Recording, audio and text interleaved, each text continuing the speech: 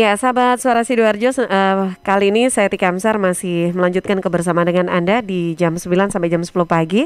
Setiap hari Sabtu kita akan berbincang di program Dialog IKUA Sahabat Kita. Nah, kali ini di studio saya sudah kedatangan tamu dari IKUA Sidoarjo bersama dengan Dr. Ari Rahmawati SPJP. Beliau ini adalah dokter spesialis jantung dan pembuluh darah SMF. Assalamualaikum, selamat pagi. Waalaikumsalam.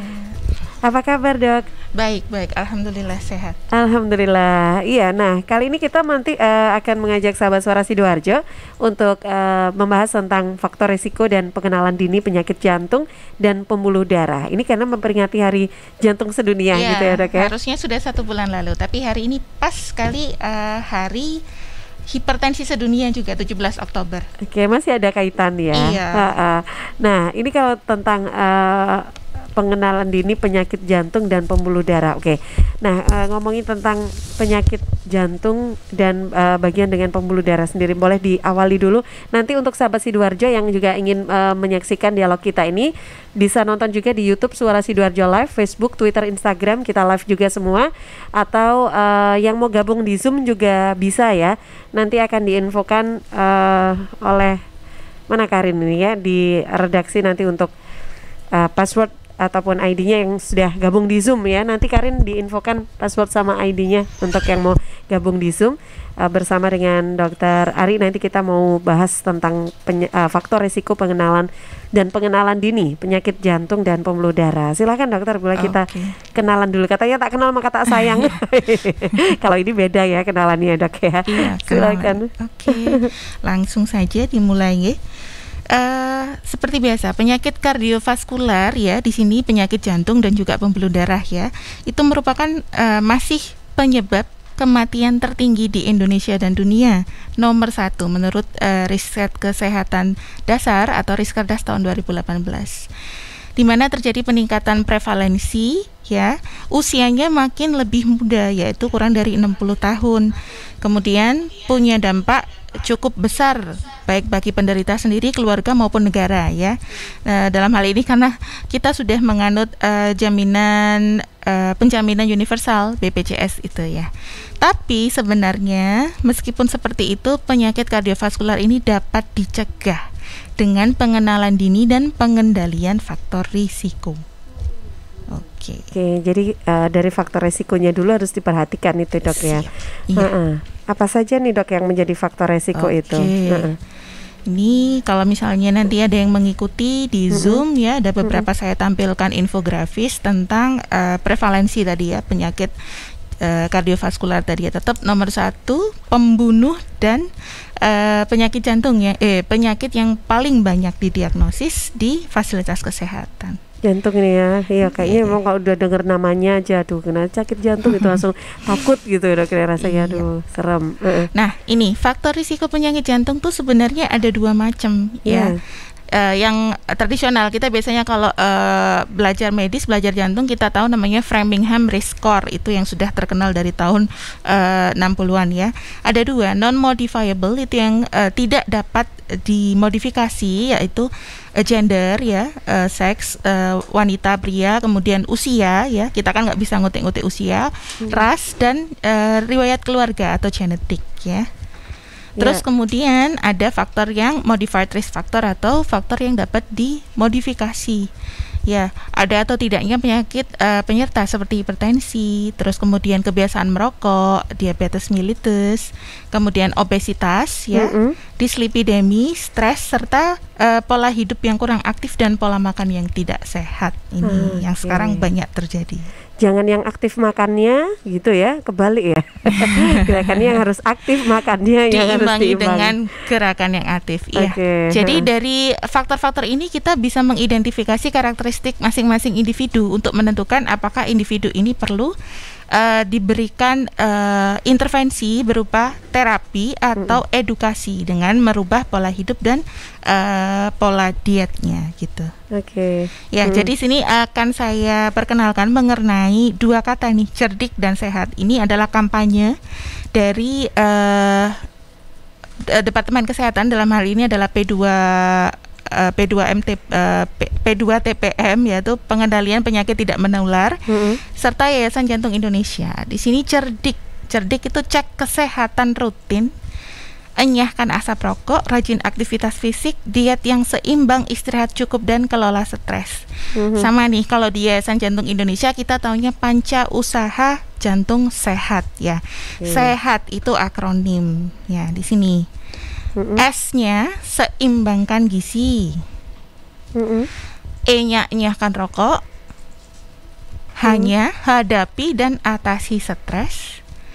Kemudian A-nya awasi tekanan darah. Kemudian T-nya teratur berolahraga ya. Seimbangkan gizi ini kita bahas yang pertama ya. Gizi seimbang itu bukan lagi 4 sehat 5 sempurna nih, maaf ya.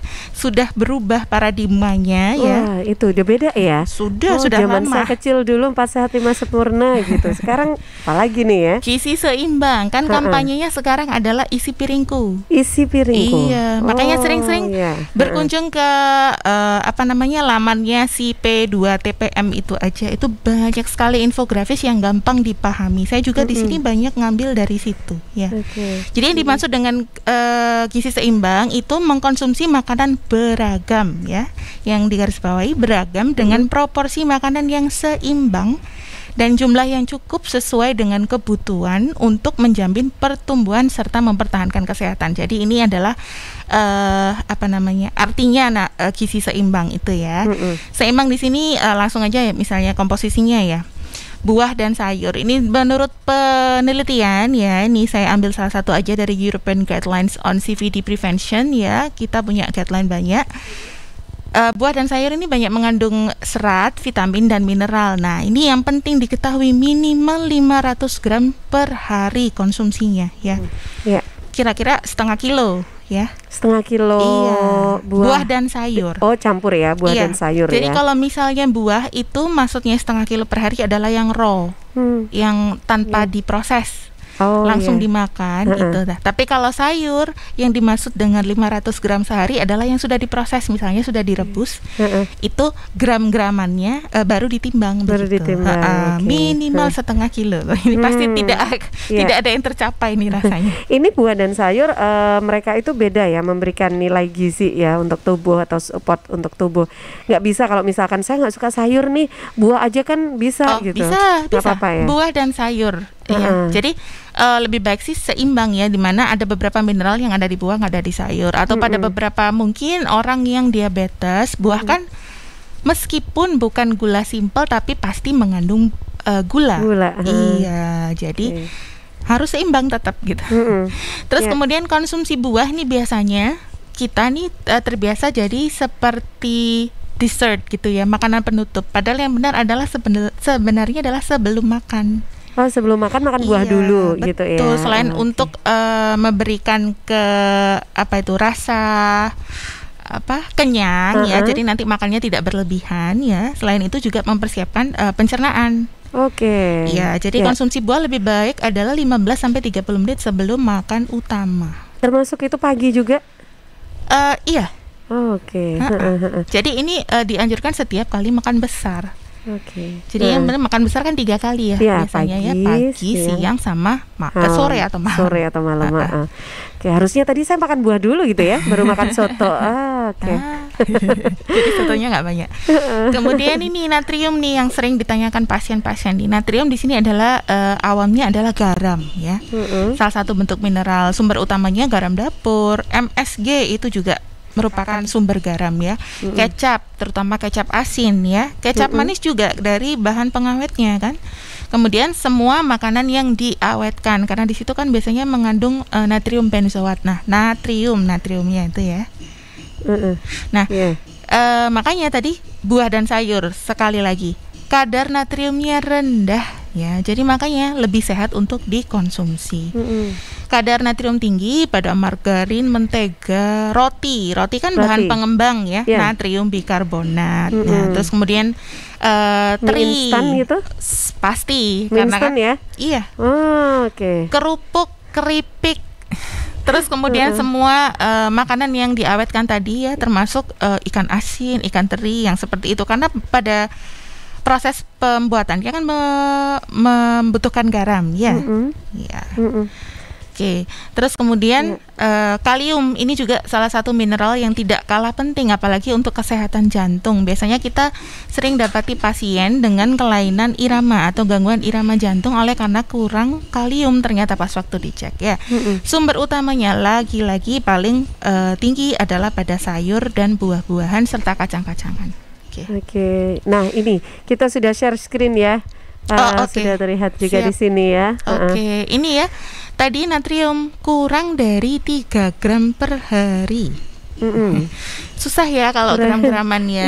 Apalagi kalau orang Indonesia makanannya serba kompleks bumbunya, jadi kita nggak bisa tahu berapa. Kalau luar negeri kan bumbunya simple, terus kemudian setiap kali makan di mejanya ada garam sama lada. Iya, disendirikan gitu ya, nggak langsung dicampur ya. Iya betul. Jadi kayak gitu kita bisa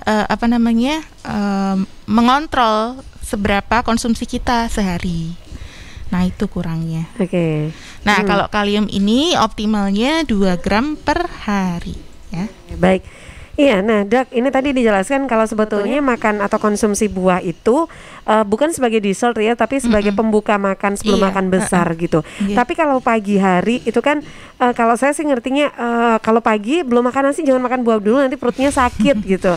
Oh, itu zaman dulu gitu kali ya. Ada beberapa orang yang memang mungkin seperti itu ya.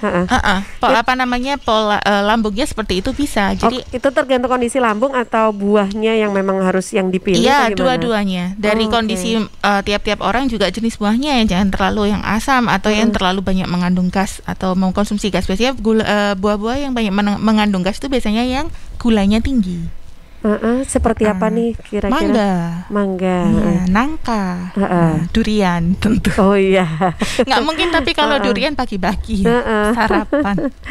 Oke, baik. Jadi kayak apel itu masih nggak apa-apa. Bagus, apel, per, terus kemudian semangka, melon ya. Yang kita kejar tuh adalah seratnya. Biasanya saya kalau misalnya edukasi ke pasien cari yang tidak terlalu manis karena yang kita kejar adalah seratnya. Seratnya ya, bukan gulanya tadi ya. Kalau semangka kan manis banget tapi ya. Ada yang tidak manis juga. Iya deh. Oke Dok, silakan dilanjutkan nih Dok. Iya. Ini sumber energi kita ya untuk pembangunan sel tubuh. Protein bisa didapat dari kacang-kacangan ya. Di sini tinggi protein dan serat tapi rendah kalori, mengandung asam lemak baik, dan yang paling pentingnya kacang-kacangan no kolesterol. Biasanya kan ini orang awam nih anggapannya kacang-kacangan nggak boleh kolesterolnya tinggi. Salah ya. Tidak gitu ada. Ya? Namanya kolesterol dalam tumbuhan namanya fitosterol. Beda, tapi secara struktur juga beda ya, karena dia termasuk asam lemak yang baik tadi, namanya fitosterol gitu. Jadi kalau makan kue kacang nggak apa-apa.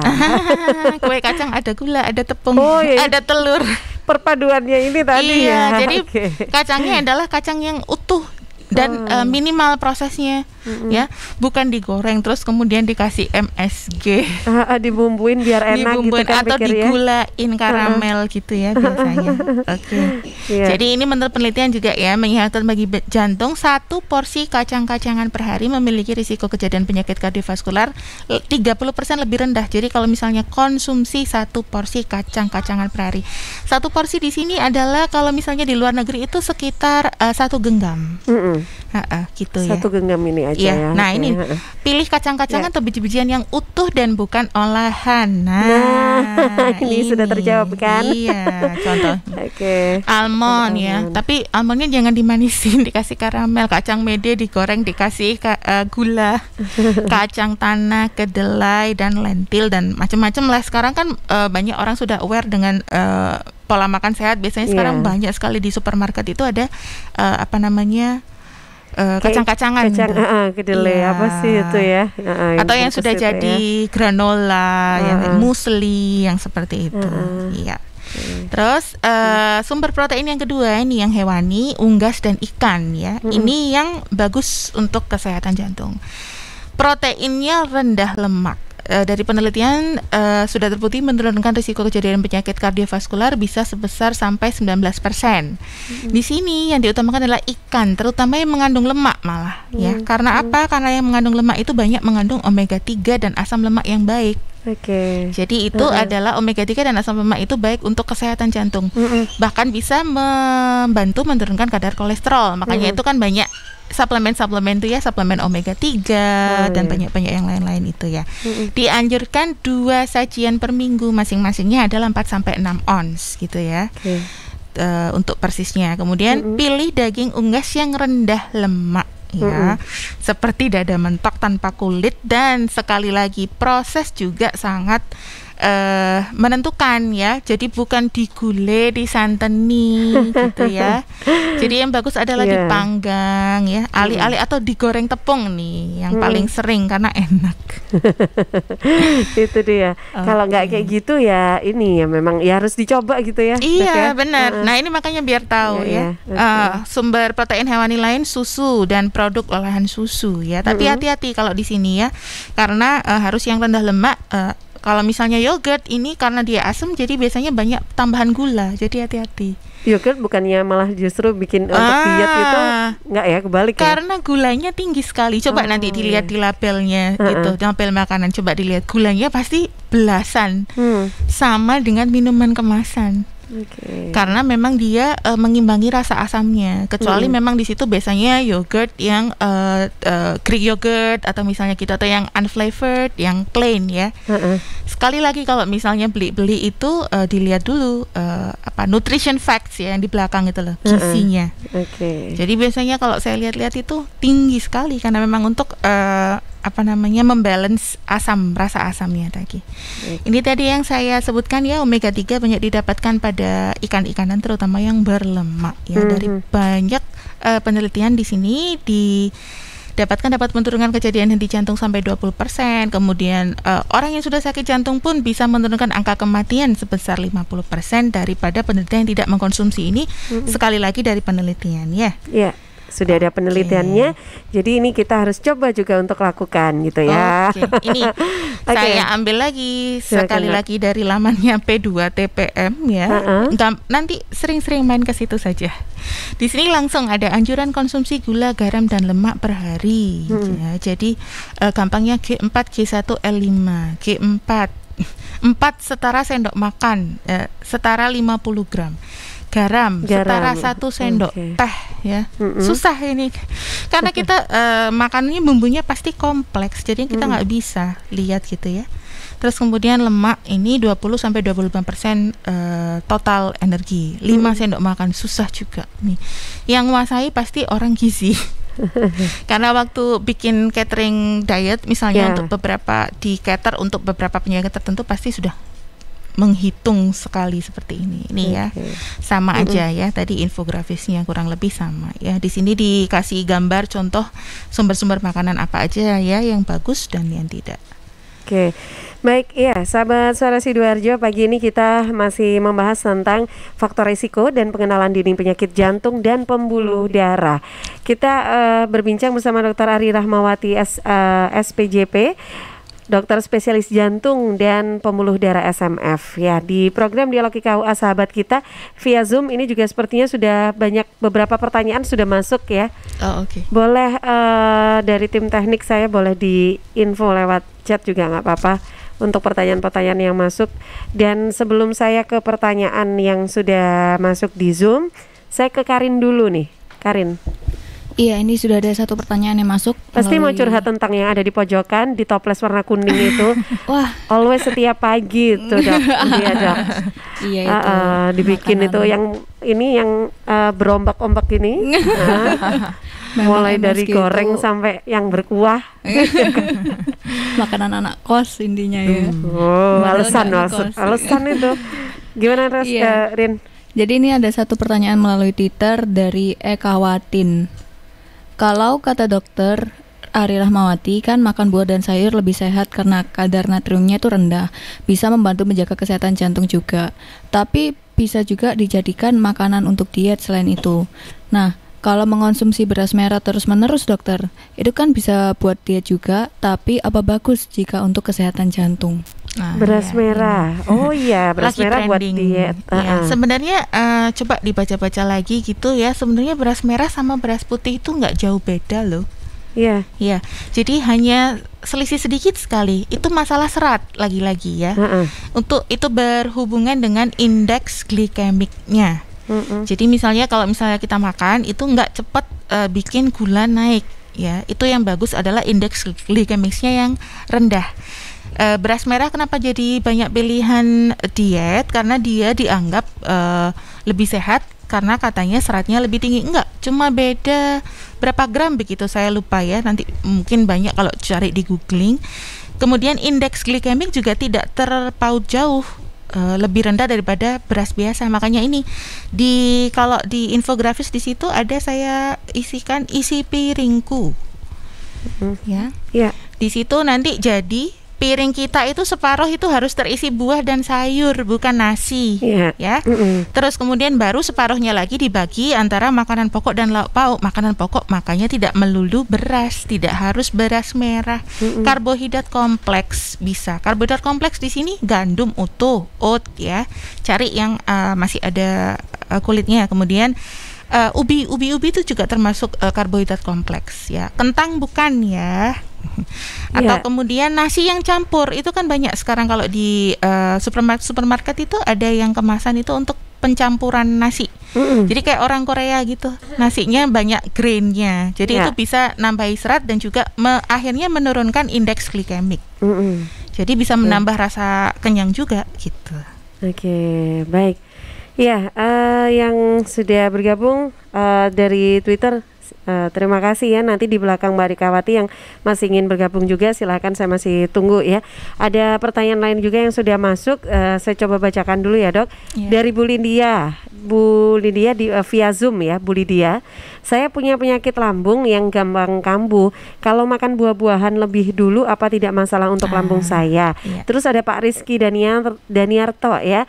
Bagaimana mendeteksi secara sederhana seseorang punya penyakit jantung atau tidak? Nanti kita akan jawab, tapi setelah jeda dulu beberapa informasi yang akan lewat berikut ini. News, Talk, and Music Hits. Suara Sidoarjo. Your multi-platform radio.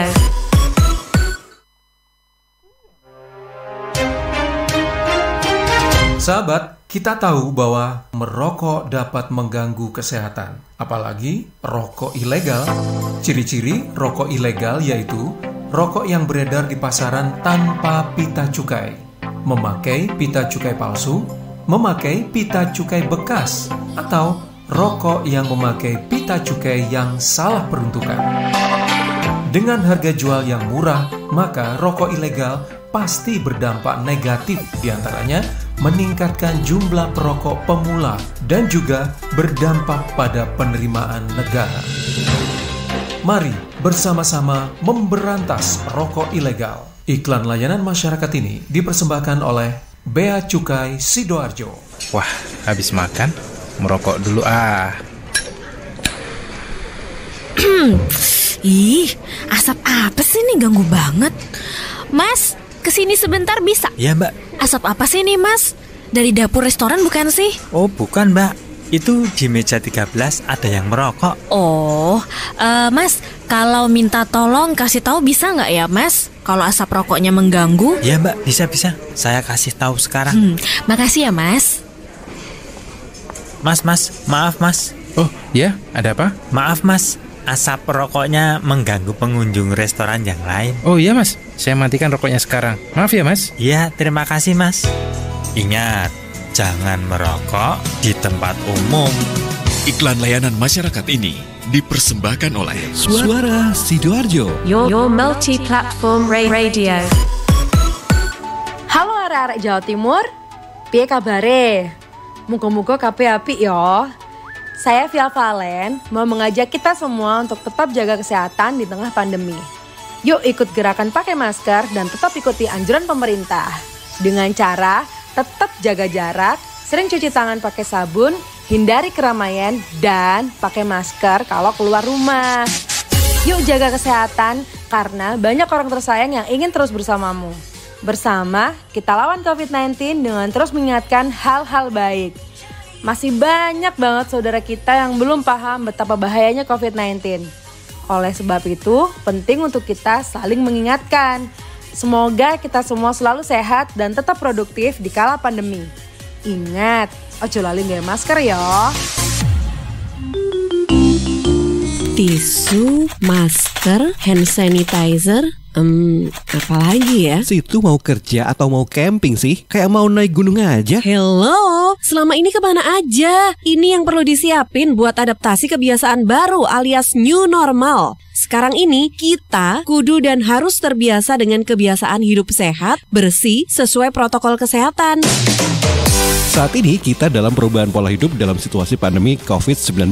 Jadi kita perlu melaksanakan adaptasi kebiasaan baru atau protokol kesehatan dalam kegiatan sehari-hari. Jangan lupa pakai masker, tetap jaga jarak, sering cuci tangan pakai sabun dengan air mengalir. Sediakan hand sanitizer kemana-mana. Kalau flu, di rumah saja. Nggak perlu bersalaman, say hello saja. Kalau nyampe di rumah, langsung mandi. Gunakan uang elektronik kalau naik kendaraan umum, jaga jarak. Balita atau lansia di rumah saja. Ayo menuju new normal dengan melaksanakan protokol kesehatan dan menerapkan adaptasi kebiasaan baru.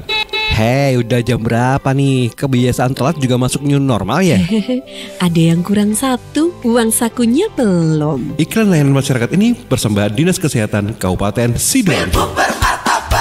Sidoarjo hebat. Sidoarjo, yuk podo semangat. Kita sambut pilkada serentak. Ajak sanak saudara memberikan suara untuk masa depan Sidoarjo. Ojo lali hari Rabu 9 Desember 2020.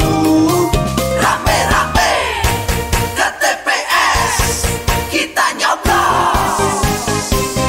Yuk warga Sidoarjo pakai hak pilih kita untuk milih bupati dan wakilnya. Sukseskan pilgub langsung, umum bebas rahasia, jujur adil serta bermartabat. Yuk warga Sidoarjo pakai hak pilih kita untuk milih bupati dan wakilnya. Sukseskan pilgub langsung, umum bebas rahasia, jujur adil serta bermartabat.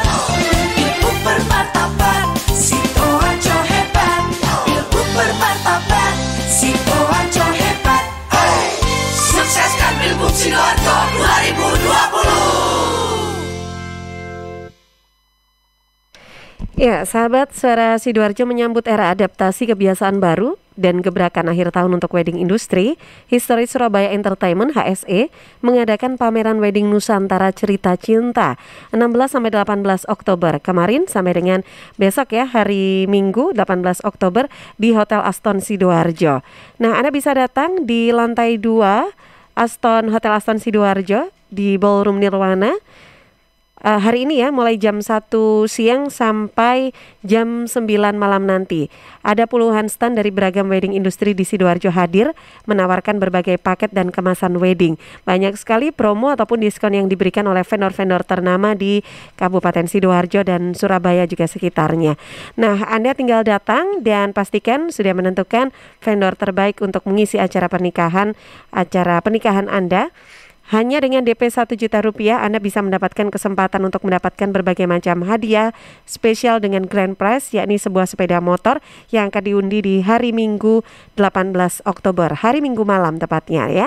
Dan tentunya tetap mengacu pada protokol kesehatan ya, sesuai dengan aturan dan instruksi pemerintah. Pameran Wedding Nusantara Cerita Cinta dimeriahkan juga dengan show tunggal dari Paras Asri, live music, juga ada talk show sosialisasi wedding di era new normal.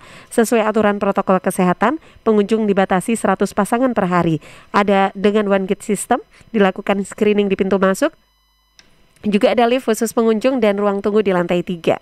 Catat ya, tanggalnya 16-18 Oktober jam 1 siang sampai jam 9 malam di Hotel Aston Sidoarjo. Info lengkap bisa hubungi Sultan di 0853 3167 4404 Pameran Wedding Nusantara Cerita Cinta, Persembahan Histori Surabaya Entertainment, dan Aston Sidoarjo.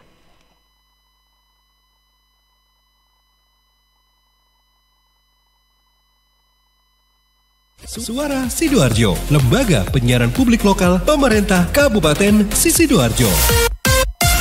Ya, sahabat Suara Sidoarjo, kita masih berada di program Dialog IKUA Sahabat. Kita masih membahas tentang faktor risiko dan pengenalan dini penyakit jantung dan pembuluh darah bersama Dr. Ari Rahmawati SPJP, dokter spesialis jantung ya dan pembuluh darah SMF. Nah dokter, ini tadi ada pertanyaan yang sudah masuk ya. Kalau tadi Bu Lydia hampir sama dengan pertanyaan saya nih, kalau tentang makan buah itu kalau punya asam lambung itu gimana atau penyakit lambung? Dokter silakan. Memang kalau misalnya ada sakit mah memang harus hati-hati. Tidak semua buah juga bisa dikonsumsi, apalagi kalau sudah yang ada gejala GERD-nya. GERD. Gastroesophageal reflux disease ya.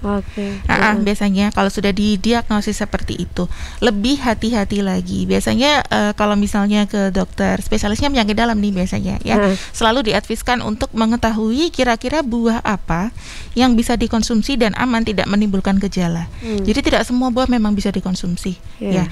Terus kemudian kalau misalnya memang untuk sehat, misalnya supaya tidak ada keluhan ya, memang kalau misalnya sudah pada dasarnya ada sakit mah ya jangan ditaruh di depan gitu. Oke, baik. Nah ini tadi pertanyaan kedua yang disampaikan oleh Pak Rizky Daniarto. Bagaimana mendeteksi secara sederhana ya? Nanti Pak ada di ada akhir caranya ya, ada tipsnya ya. Sabar. Saya sapa dulu juga ada M Rizal yang juga menyapa di YouTube Suara Sidoarjo. Hello, it's me. Itu kayak lagunya Lionel Richie ya. Oke deh, terima kasih yang sudah nonton juga pagi ini ya.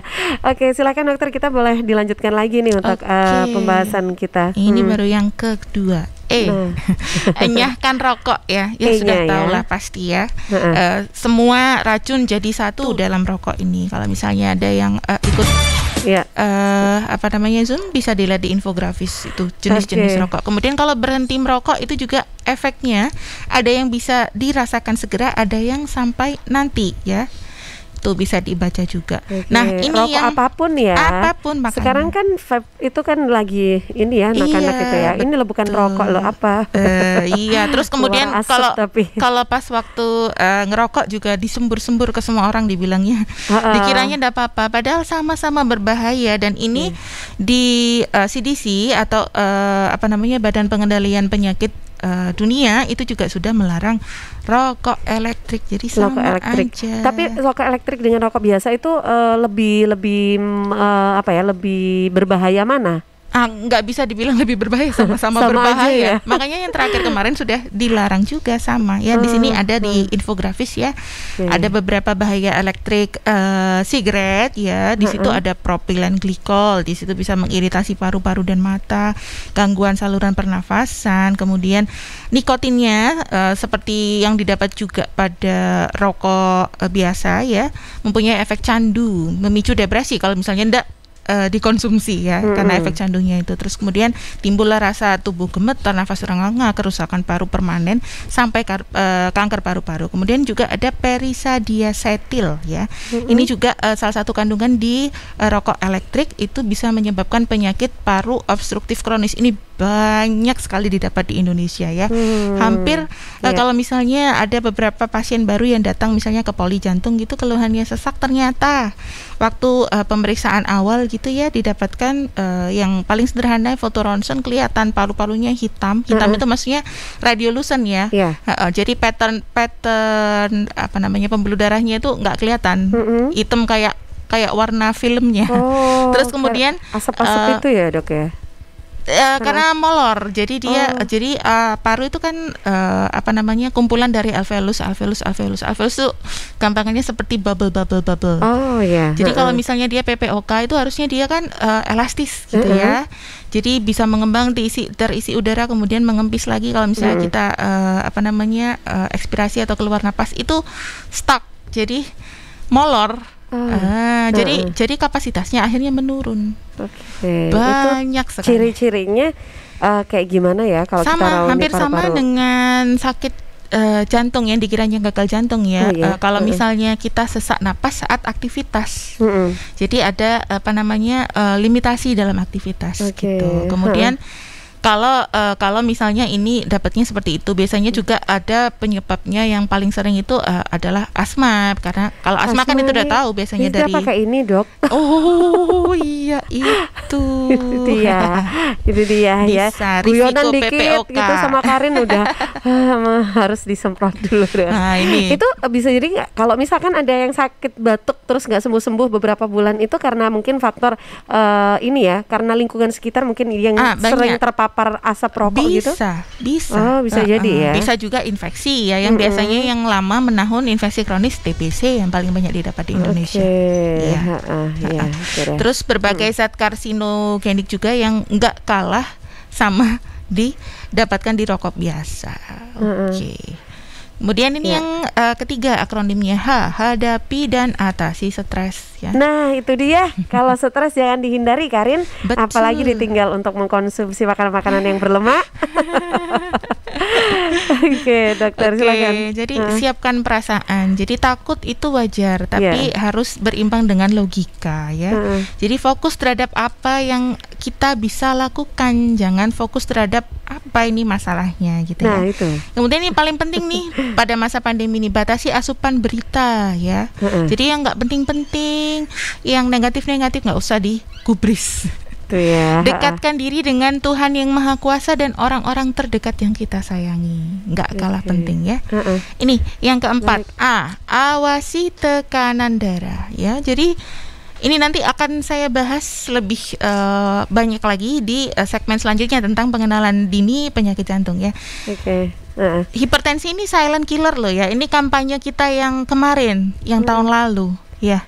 Jadi jangan dikira kalau misalnya saya kok tekanannya misalnya 160, 180, tapi saya nggak pernah nyeri kepala. Salah. Ya ini karena sebagian besar hipertensi itu tidak bergejala dan gejalanya tidak khas. Hanya pada orang-orang yang sensitif saja yang biasanya seperti itu ya. Dan biasanya tuh kebalik. Jadi biasanya misalnya kita ini sering nyeri kepala ya. Biasanya yang paling sering itu tension headache namanya ya. Jadi nyeri kepala karena stres, tegang gitu. Jadi otot-otot sekitar kepala itu kaku gitu. Nyeri itu bisa meningkatkan tensi. Makanya pas waktu ditensi, karena dia nyerinya kronis ya, sudah beberapa hari, berulang-ulang, berbulan-bulan, tensinya jadi naik.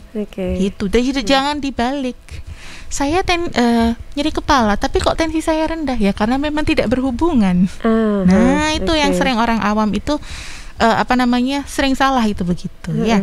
Makanya dia silent killer, pembunuh yang diam-diam nggak ketahuan, harus dikenali dan dicegah mulai sekarang. Jadi selalu kampanye kita, sudahkah Anda mengukur tekanan darah Anda hari ini? Ya.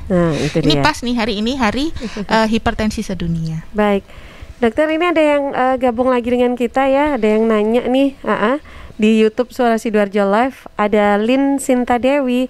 Dok mau tanya, ciri-ciri sakit mah dan sakit jantung kabarnya kan sama, yaitu sesak di ulu hati. Tapi apa ya kira-kira yang dijadikan pembeda gitu? Oh, saya pernah nih ngalamin ini. Sampai kaget. Itu GERD berarti, Mbak. Habis makan coto Makassar tiba-tiba. Iya, jadi salah satu pencetusnya memang makanan bersantan berlemak. Itu dia. Ciri-ciri pembedanya gimana? Pembedanya biasanya banyak sekali yang datang ke kita. Pertama, kalau misalnya kita biasanya karena nyeri ulu hati itu adalah diagnosis banding utama dari penyakit jantung koroner. Ya, penyakit jantung yang koroner biasanya ya datang ke kita karena nyeri dada dikiranya. Jadi biasanya kita tetap.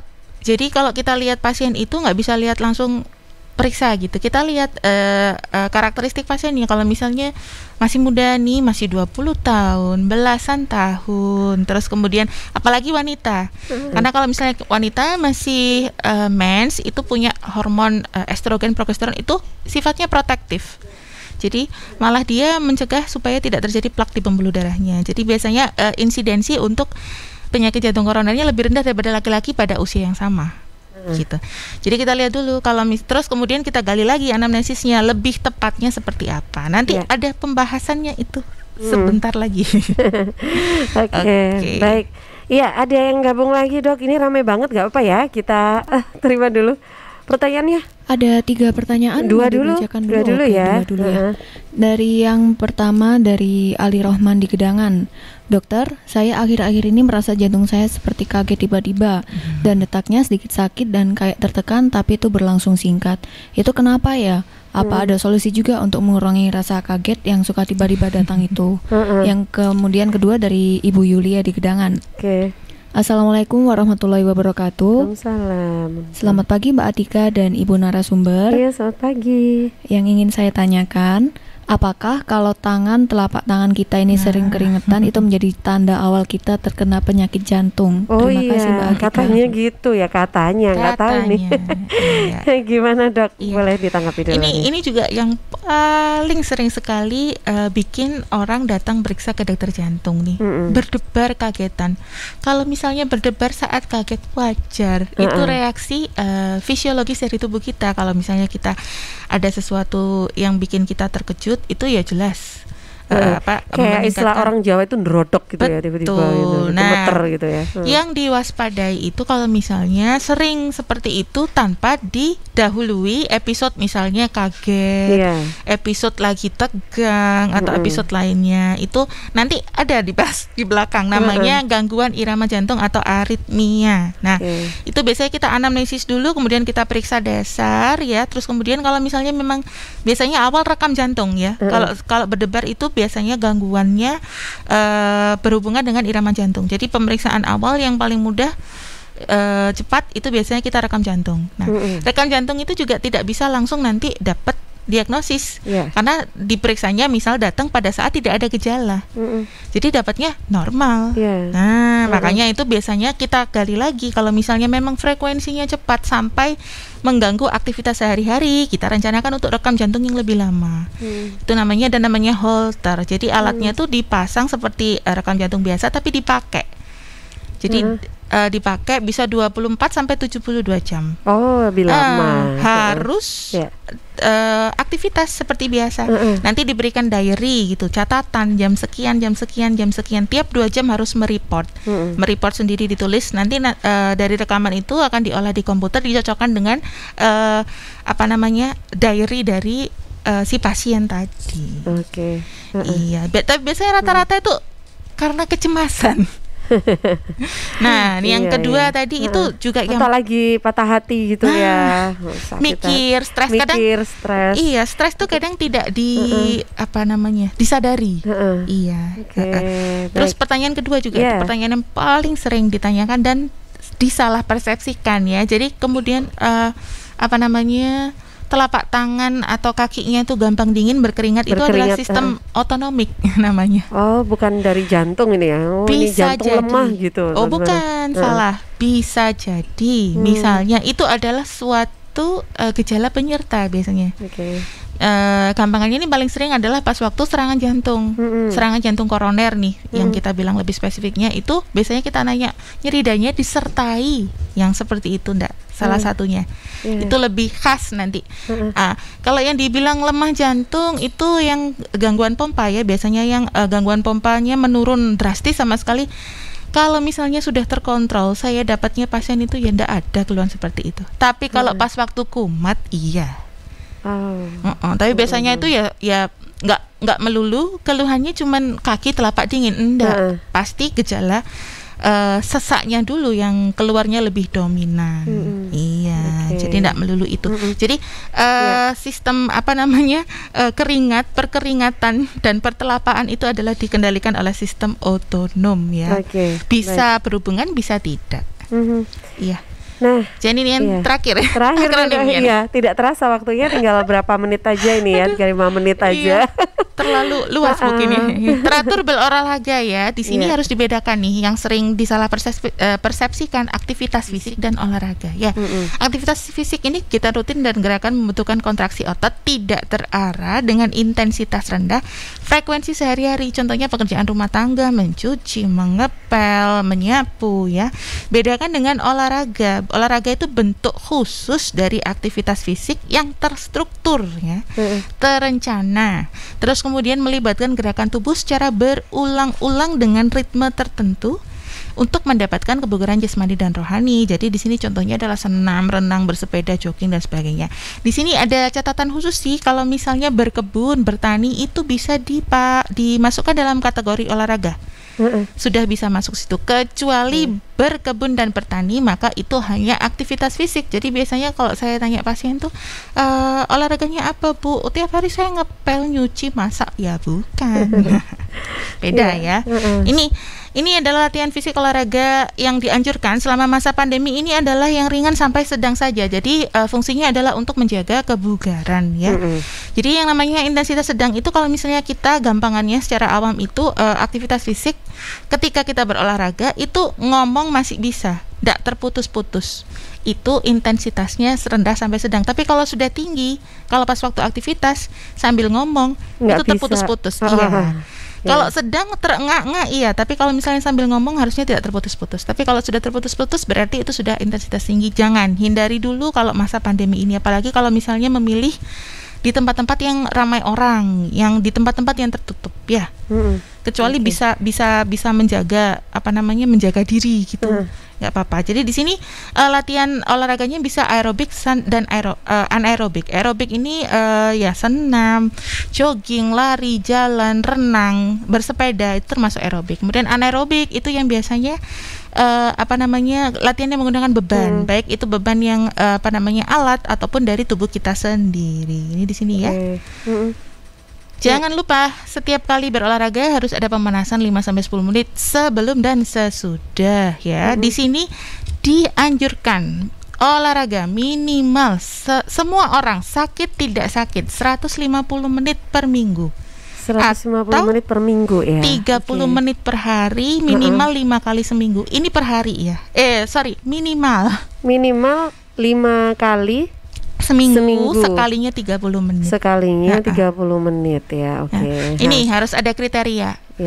FITT, frekuensi 3-5 kali seminggu dengan intensitasnya sedang, kemudian time-nya minimal 20 menit. Jika memungkinkan bisa didekatkan sampai 1 jam. Jadi bertahap tidak apa-apa. Kalau misalnya nggak terbiasa malah nanti jadi nggak enak, ngongsro. Akhirnya kapok, nggak mau olahraga ya. Itu 20 menit itu continue ya, bukan akumulasi ya. Betul. Oh makanya kalau saya sih akumulasi dari ruangan sini ke ruang sana balik lagi gitu. Itu yang selalu saya edukasi ke pasien juga gitu. Jadi 20 menit tidak putus. Nanti kalau putus beda lagi. Nah itu kan perhitungannya. Jadi tidak ada manfaatnya. Jalan pelan santai tidak masalah. Jadi yang dikejar adalah waktunya, bukan intensitasnya. Ini ya bedanya aerobik anaerobik. Baiklah, Dok, ini tidak terasa waktu kita sudah habis ya. Wah, padahal sebetulnya kayaknya seru banget. Yang pengen sharing juga kayaknya banyak. Tapi karena memang durasi waktunya ya memang sudah habis. Ada hal poin penting apakah dari tema pembahasan kita kali ini, Dok, yang ingin disampaikan untuk pendengar? Jadi sekali lagi, kalau misalnya suatu penyakit itu akan lebih bagus kalau kita mencegah ya. Jadi bukan berobat. Sudah salah. Jadi paradigmanya sekarang harus bergeser lebih ke depan lagi, dicegah. Untuk dicegah makanya harus mengenali secara dini ya. Yang pertama tadi yang sudah saya sebutkan ya, faktor-faktor risiko ya. Ada yang bisa dimodifikasi, ada yang enggak ya. Yang tidak bisa dimodifikasi usia dan gender, ras dengan keturunan. Apalagi kalau sudah punya keturunan. Keturunan ini misalnya kalau misalnya dalam jantung nih ada anggota keluarga yang berhubungan darah loh ya, bukan suami, bukan istri, kan nggak ada hubungan darah. Itu kalau misalnya laki-laki nih ada yang punya penyakit jantung apapun, mau jantung hipertensi maupun stroke, mau serangan jantung koroner, jantung lemah, itu kurang dari 45 tahun. Itu bisa dibilang punya sakit jantung prematur karena masih muda dianggapnya. Kalau wanita 55 tahun. Nah, kalau misalnya punya anggota keluarga kandung yang seperti itu, hati-hati. Berarti ada punya faktor risiko genetik. Kemudian usia biasanya lebih bagus ya Kalau 30-an lah ya, dulu anggapannya 40, tapi sekarang kalau saya nemu pasien ini banyak 30-an sudah rusak semua. Terus kemudian ya usia itu, terus kemudian tadi ya hipertensi, tekanan darah ya, kemudian diabetes itu gula darah, dislipidemi itu kolesterol ya. Gimana caranya tahu? Ya periksa. Makanya paling enggak lebih dini lah, 20 tahunan misalnya ya. Jangan tunggu ada gejala. Karena apapun. Jadi kalau misalnya kita belajar nih di patofisiologi atau patologi, keluar gejala itu kalau sudah pada tingkat jaringan. Ya. Kalau misalnya belum, itu memang tidak akan bergejala, tapi akan lebih mudah kembali normal karena masih tingkat sel begitu. Jadi jangan malas-malas untuk kontrol, check up, periksa gitu ya. Inilah terakhir. Jadi ada teman saya ya, spesialis jantung dari Sukabumi, Dr. Ratna Dewi, itu juga punya program namanya Rijari, periksa jantung sendiri. Di situ nanti dikasihkan checklist ya. Ini sama juga di Amerika juga ada checklistnya begitu. Jadi yang pertama adalah pengenalan faktor risiko, mulai diisi dari kelamin, usia, kemudian tekanan darahnya berapa, kolesterolnya berapa, gulanya berapa. Nanti di situ di scoring, di scoring masuk zona hijau, zona kuning atau zona merah. Nanti di situ diketahui sendiri, kecuali 2. Kalau sudah punya kencing manis dan punya darah tinggi atau hipertensi, itu meskipun cuma 1 tapi langsung masuk ke zona kuning. Kalau punya 2 langsung ke zona merah, karena itu berhubungan erat sekali dengan penyakit jantung. Baik, ini ya perlu diwaspadai sekali lagi. Baik dokter, ya, terima kasih banyak Dokter Ari untuk ilmu dan sharingnya juga. Ini mudah-mudahan insya Allah bermanfaat ya untuk kita semua yang sudah bergabung untuk menyimak perbincangan kita. Dok, wah ini insya Allah nanti kita akan ada agenda lagi nih untuk sharing lagi ya Dok ya. Terima kasih banyak sekali lagi sudah mampir juga ke studio Suara Sidoarjo. Salam sukses, salam sehat selalu. Sama-sama Mbak. Assalamualaikum. Waalaikumsalam warahmatullahi. Ya sahabat, demikian program Dialog IKUA Sahabat kita bersama Dr. Ari Rahmawati SPJP, dokter spesialis jantung dan pembuluh darah SMF. Kita sudah bahas tentang faktor resiko dan pengenalan dini penyakit jantung dan pembuluh darah. Dan jam 10 saya ajak Anda untuk menyimak program-program yang saya hadirkan di Suara Sidoarjo. Nanti ketemu lagi di jam 11 ya untuk mengupdate perkembangan persebaran COVID-19 di Jawa Timur bersama Asosiasi Lembaga Penyiaran Publik Lokal Jawa Timur.